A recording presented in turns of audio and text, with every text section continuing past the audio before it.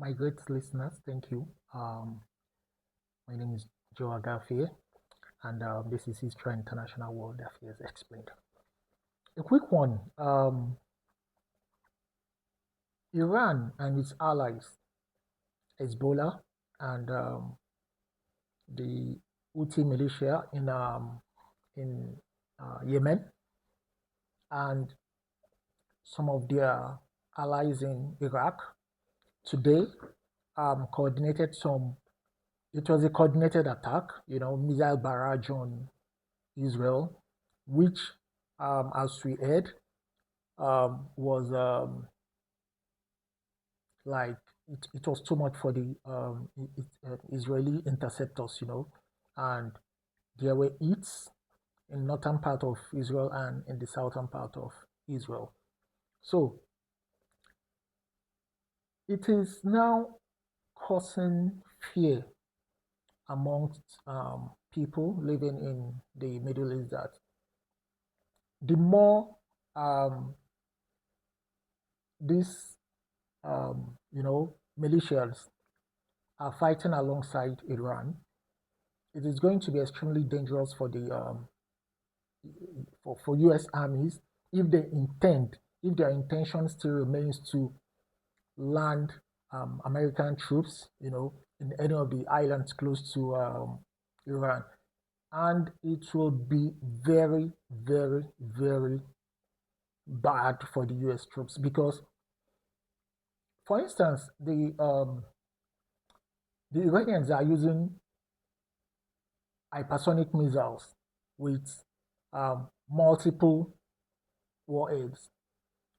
Imagine 2,000 troops, 2,000 American troops in one island, and imagine a barrage of 10 of such hypersonic missiles. That is going to be a catastrophe. So we are looking at a war that is definitely going to claim more American lives. And many Americans are not really happy about this war because it's like American lives are going to be sacrificed for the Israelis, because as it stands now, the Israelis are in Lebanon. They are trying to take up to the Litani River, where they intend to build a buffer zone to protect the further incursion of the Hezbollah fighters, But Israel is now fighting on two fronts against Hezbollah in Lebanon and with Iran. But for the fact that they are being supported by the Americans,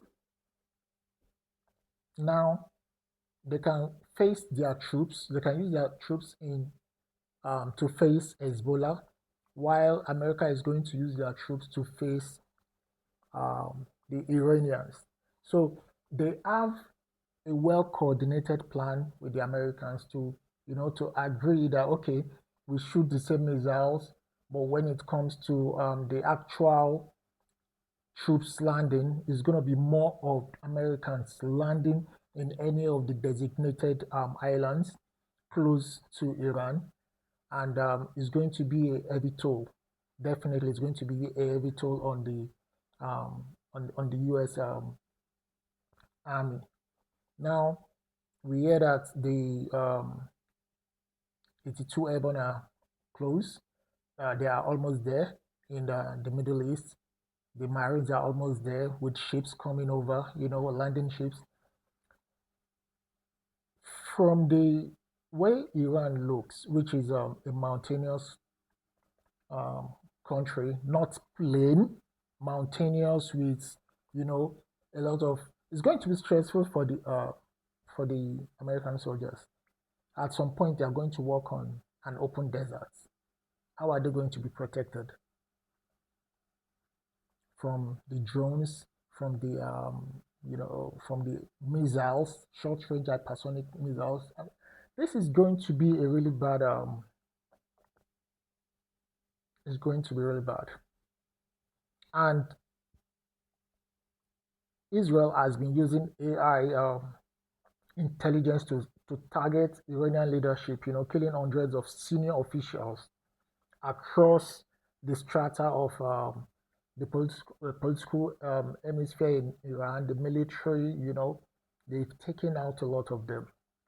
But the war continues. The Iranians have continued despite losing many of their senior leaders. And, the structure still remains functional. Here we can see a situation whereby they seem to have prepared themselves for this war. And fighting a people that are very well prepared to die, to defend their land, and to go the extra mile, it really means a lot. As it stands, it is no longer a single conflict. It is now a regional war involving multiple countries and proxy groups. And I think what is happening in the Middle East, it's a plus plus for Israel because the Gulf countries are being bombarded by um, Iran, more or less like the Iranians are being forced to do this for defense purposes because they claim that they are striking US bases in all those countries, and they are striking that whenever their infrastructures are being bombed, they are going to retaliate such on the Gulf countries where American troops are stationed, and also against Israel, which has been going on for days and for quite a while now. So what we are witnessing is a war that is spiraling. It is getting wider. It is getting wider with uh, more proxy militia groups supporting Iran are now, getting in. They are getting in now because the American troops are coming. So the attacks are going to be from multiple fronts, and from the look of things, it's not going to be good for any of these countries involved in this war. Thank you so much, my listeners, and see you on the rebound. Thank you, and bye from here.